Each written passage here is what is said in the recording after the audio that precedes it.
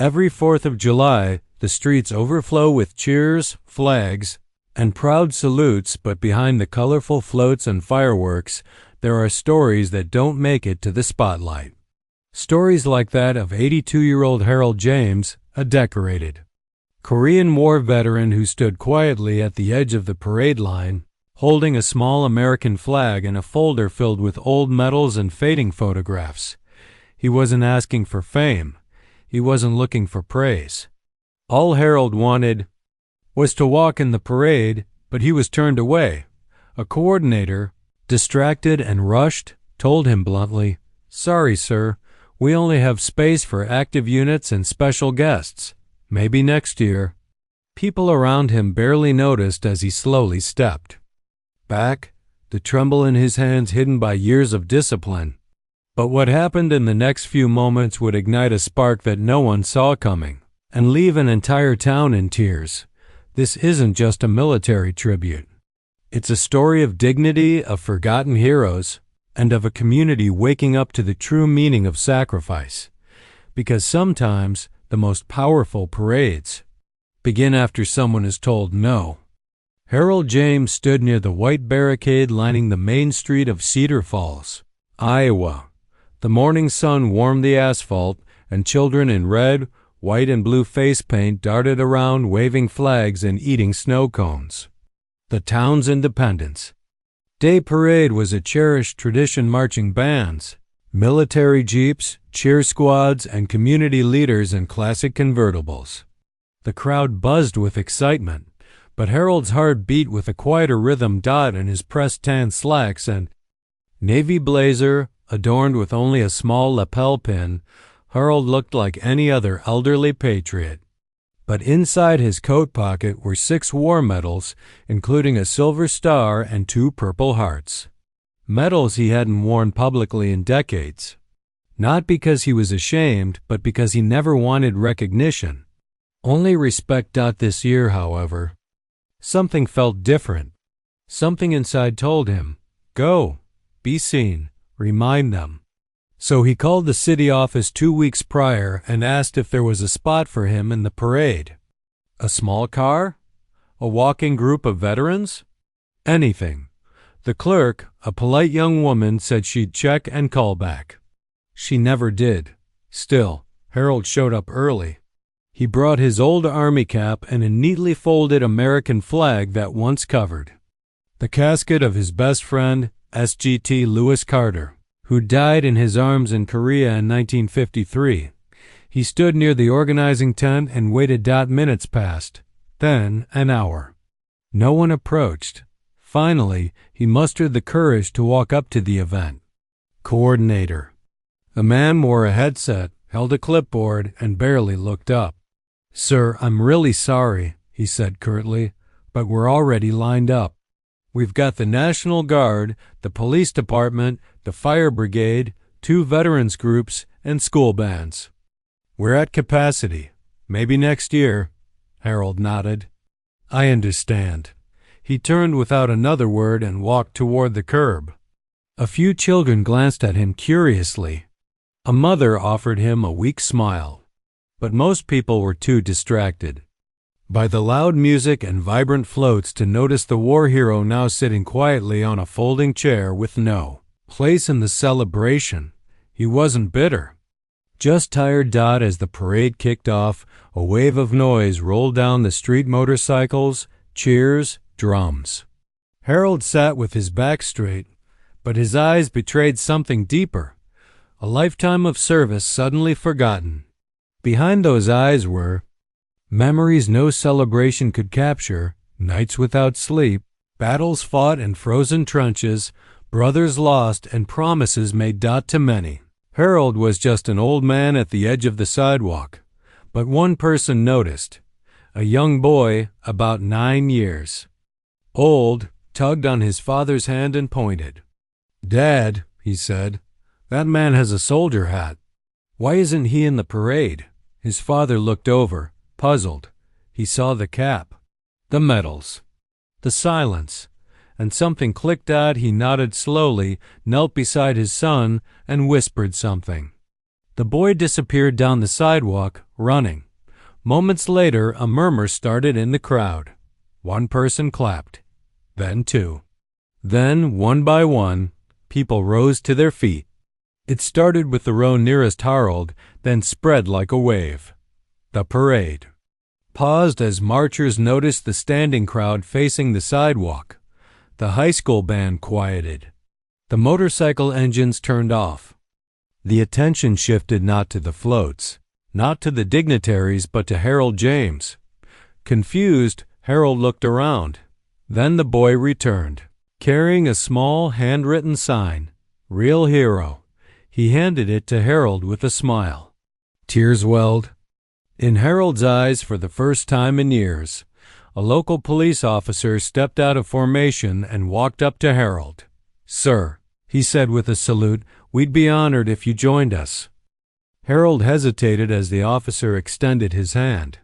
For a moment, the world seemed to blur, the sound of the crowd softened, and all he could hear was the heartbeat in his chest and the distant echo of boots marching across frozen Korean soil. He looked down at the sign the boy had handed him, "Real Hero." It had been so long since anyone had called him that. "Come on." "Sir," the officer said gently, "this parade won't be complete without you."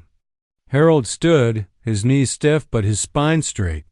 The police officer called over 2 motorcycle deputies, who immediately dismounted and offered Harold a ride on the back of one of their bikes. But Harold shook his head. "I'll walk," he said quietly. "I walked through worse places than this. I can walk here too." The crowd erupted in cheers.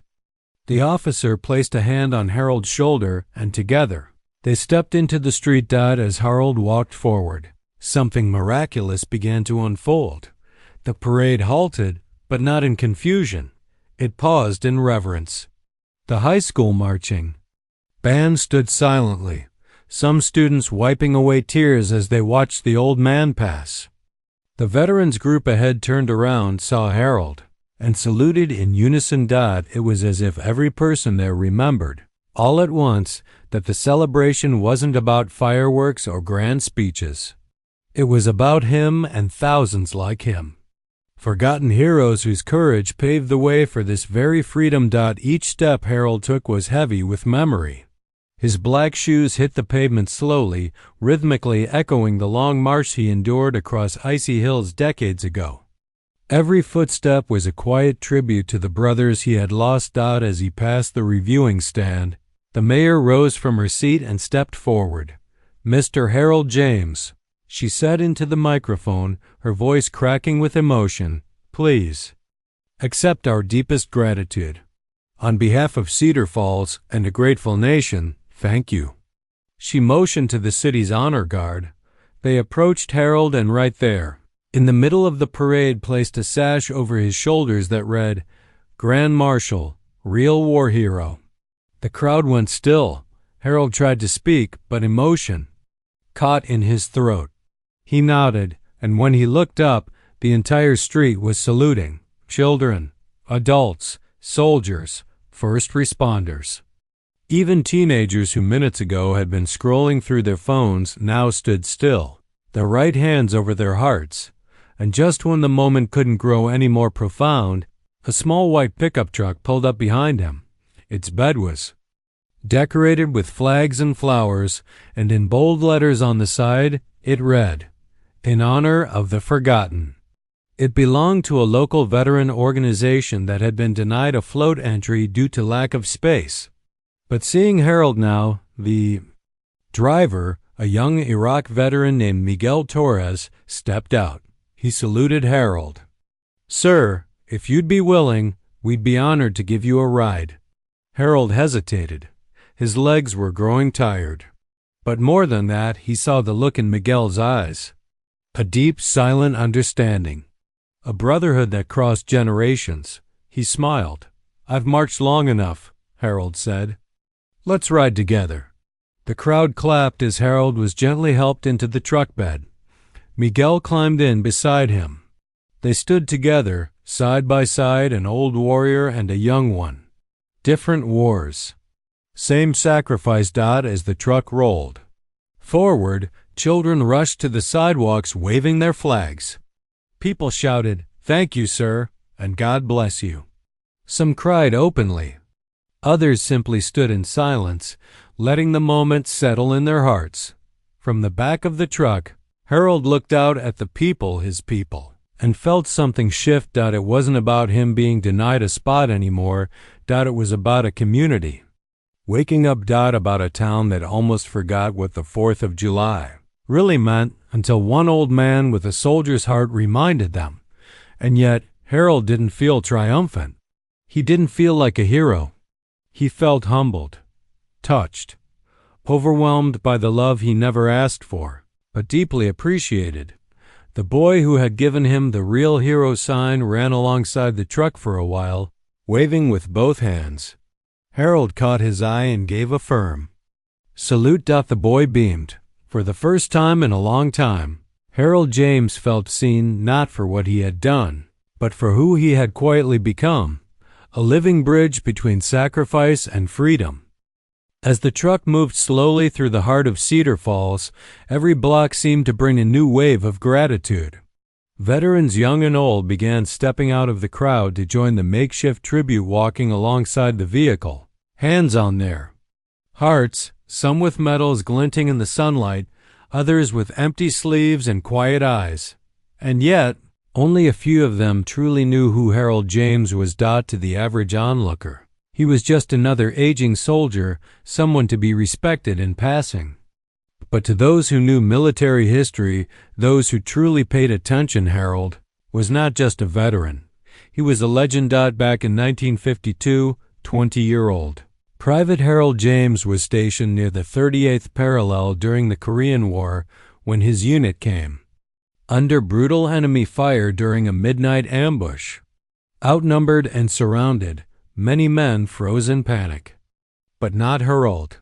With bullets screaming through the trees and the sky lit up by flares, he made a decision that would define the rest of his life: to fight through enemy lines alone to recover wounded comrades. Under heavy fire, he crawled through blood-soaked mud, dragging 3 men back to safety. He was shot twice. Still, he returned for the 4th. That 4th soldier was SGT Lewis Carter, his childhood friend, his bunkmate, and the man who had once pulled Harold out of a frozen river during basic training. Harold found him buried beneath a collapsed foxhole, barely breathing. Harold never left him. He held Lewis until his final breath, whispering prayers and promises into the night, even as artillery exploded around them. By morning, Harold's hands were frozen, his body battered, and his spirit changed forever. He never bragged, never shared the full story unless someone truly asked. Even then, he downplayed it. To be honest, he once told a fellow veteran in confidence, "The real heroes didn't come home. I just did what I had to do." And now, decades later, that same quiet warrior sat in the back of a flower-draped truck, being cheered by hundreds who never knew what he carried inside. But someone else did. A woman near the front row of the crowd stepped forward and called out, "Harold James." The truck slowed down. Harold turned and blinked. The face was familiar, older, tearful, but familiar. "Is that Mary?" He whispered. It was Lewis Carter's daughter. She was only 2 when her father died. She had grown up hearing stories about the man who tried to save him, Uncle Harold, as her mother once called him. They had lost touch after her family moved away, but she had never forgotten the name. "I thought I'd never see you again," she said, tears rolling down her cheeks. The crowd stepped aside as she climbed onto the truck bed and wrapped her arms around Harold. "You kept your promise," she whispered. "You said you'd never forget him, and you didn't." Harold held her gently, overcome. "I never could." The crowd watched in silence. For a few sacred seconds, the parade felt less like a celebration and more like a prayer. More people came forward, each with their own reason. A Vietnam vet who'd once been trained by Harold in basic, A young woman whose brother served with Miguel Torres overseas and had heard the name Harold James as a symbol of courage. A teacher who shared his story every year with her students thought it was as if the floodgates had opened, not just for Harold, but for all forgotten heroes whose stories had been tucked away under dusty uniforms and silent sacrifice.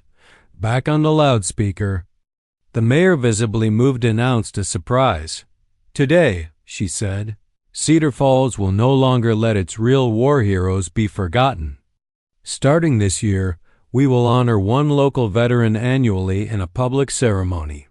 And we are naming the town's new Veterans Memorial Garden after our very first honoree ... Mr. Harold James." The truck stopped. Harold shook his head, stunned. He never wanted this, never expected it, but maybe, just maybe, it was time for younger generations to know.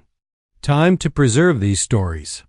Time for every unsung hero who lived quietly among us to be remembered out loud. Harold rose slowly in the truck bed and raised his arm in a final salute. A hush fell over the street. "Don't honor me," he said, voice cracking. "Honor them, the ones who didn't come home. They paid the price for this freedom. I just carried the memory." And with that, the crowd erupted not in noise, but in standing silence. Thousands of people, hand over heart, heads bowed, united in one unspoken truth: freedom isn't free. After the final marchers passed and the last banner was folded away, the people of Cedar Falls didn't leave as quickly as they usually did. Something about the day had changed them. It wasn't just a parade anymore.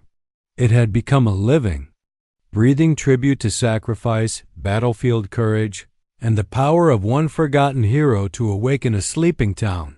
Harold sat quietly at the edge of the town square, beneath a shade tree. Miguel Torres, the young Iraq war veteran, handed him a bottle of water and sat beside him. The two said nothing at first. They didn't need to. Finally, Miguel spoke. "You know, sir, I've marched in a dozen parades, but today's the first time I felt like it actually meant something." Harold chuckled softly. "Funny, I didn't even march in it. And it still might have been the most important one of my life." Just then, the mayor and city council members approached. They carried a framed proclamation and a photograph taken earlier that day. Harold walking with the boy holding the Real Hero sign. In that image, Harold looked so small, yet so profound. A symbol, not of strength and youth, but of dignity. "In age, we'd like to present you with this," the mayor said. "It's a small token. But today you reminded this town and maybe even this country what true patriotism looks like." Harold took the frame gently, running a hand over the glass. "Thank you," he said, "but if I may ask, don't stop with me. Keep telling these stories. There are thousands of others, better men than me. Don't let the world forget." The town council held a special session. Inspired by Harold's story, they approved a new project, the Wall of the Unsung, a permanent tribute in the Veterans Garden featuring plaques for local soldiers whose stories had never been told. It wasn't just a wall. It was a promise. Teachers began adjusting their history lessons. One fourth-grade class even invited Harold to speak. He shared stories not of battles or medals, but of friendship, fear, and the strength it took to come home when others couldn't. When he finished, the children rose to their feet in applause. One little girl asked, "Were you ever scared?" Harold smiled. "Every day, but courage isn't about not being scared. It's about doing the right thing anyway."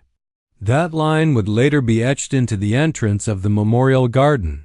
Harold's mailbox began to overflow with letters.